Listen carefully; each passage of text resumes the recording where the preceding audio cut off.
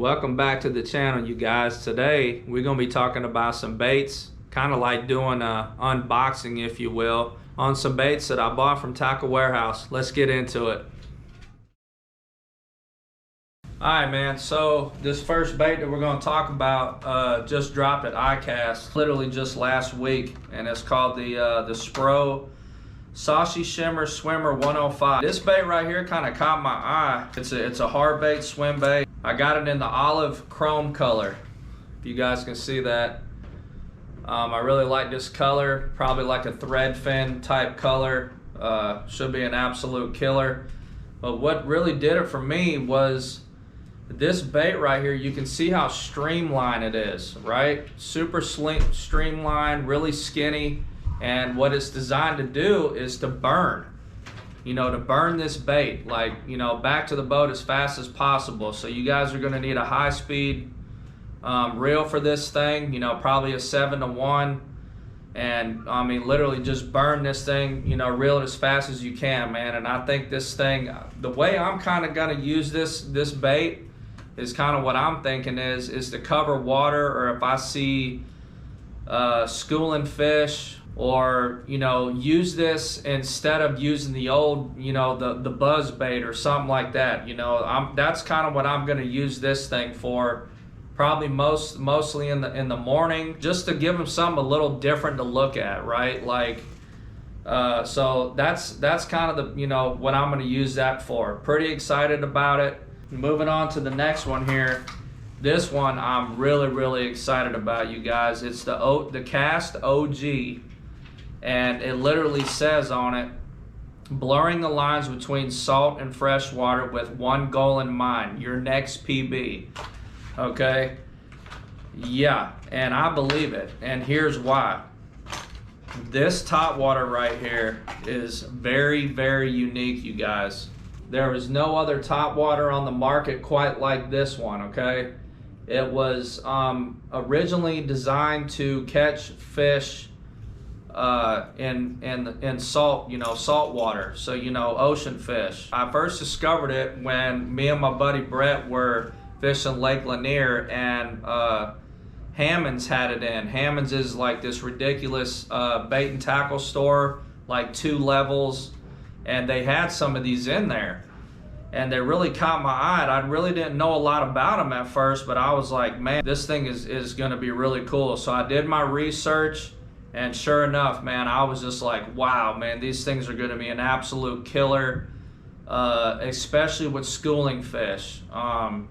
Anytime you guys, see those fish, blowing up on bait on top water, you can cast on them, man. This is one I'm always going to keep on the deck. Back to the retrieve with this thing, okay? You don't walk this. Even though it looks like a walking bait, you don't walk it at all, man. This thing right here, you're gonna fire it out there, especially when they're blowing up on top water, and you literally are going to reel, pause. And this thing is gonna do all kind of darting action. It goes underwater. It does all kind of erratic stuff, man. Watched some videos on this thing and I was blown away. I was like, man, I got to have one. They are a little expensive, I'm not gonna lie, but I think they're gonna be worth every freaking penny, man. I think these things are just gonna be, people are already killing them up on Lake Lanier, catching huge spotted bass. Can't wait to use this in some of the lakes that I fish. So you guys may want to consider getting one. This color right here that I got, I may have to get another color in it, but I really like that black and chrome. Is going to be great for on your bluebird skies when the sun is high. It's going to put off a ton of flash. I got it, I think, in like 4 or 5 other colors. I got it in the herring color, things like that. So man, you guys check that thing out and maybe get one for yourself. I can't wait to fish it. Moving on to, oh yeah, I need to talk about my trebles. The trebles that came on both these baits I just talked to you guys about, they're not all that bad, but I'm very weird about my trebles, and I upgrade all my hardware. So, and I upgrade those things to the owner Stinger trebles. Usually go with the 150 degree You know, these trebles never bend out. They've just been great for me over the years.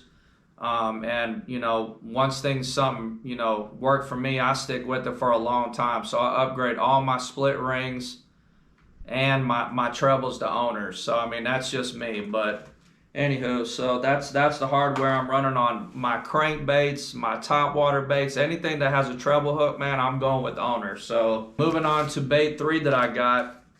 I've already done a video about the G-Crack Bellows Shad in the 3.8. Man, these baits were designed in Japan. MLF Tour champion Alton Jones Jr. kind of put these on the map. I happened to be actually watching that tournament. They were fishing in Louisiana, down at Brussy Break and Caney Creek. And Caney Creek, man, he just blew the field away on Championship Sunday with these baits. And I knew, because I was actually watching the tournament, I knew that when he blew that field away, I was like, these baits are going to be special. And I was real hesitant to buy them because they rig weird. You know, they rig to the, you know, on the side, which I'll show you guys here in just a minute. After picking up a few packs already and fishing them, I've caught some really good fish on them already, and they got some great scent to them. They were designed in Japan, and them Japanese people, man, they know what they're doing when it comes to their baits. Those guys love to bass fish. They tournament bass fish over there. They know what they're doing. Anywho, yeah, let's get into rigging it. I'll show you guys how to rig it real quick and the hook that I use. It's a Gamakatsu light wire offset shank EWG and the size 5. Size 5 is perfect because it goes about 3/4 of the way down the bait, which is about ideal. I ran the 4s at first and I was like, man, those things just ain't quite long enough, man. So the 5 is ideal. And light wire, I use all kind of light wires in the Gamakatsu because you get better hook penetration when you set the hook on those fish. So anyway, yeah, let's rig this thing. So you just go in the nose, you know, like your normal Texas rig, and then, you know, bring it out and then slide it up the hook, put it up on the little hook keeper. Okay, so that's what you got right there, and then you line up your where your hook's gonna go in at, and then you find out where to put it in. Okay, slide it up in there. Okay, now here's a little trick. This is a great weedless bait. So these ribs that are in here, guys, you can actually take your hook point and kind of run those ribs behind the hook point, which makes this bait extremely weedless. Well, I didn't quite get it, but you guys understand what I'm saying. I fished some very grassy lakes, and this thing is just great in the weeds. You know what I mean? You can you know, get it behind those ribs, something like that. Okay, get it as straight as possible.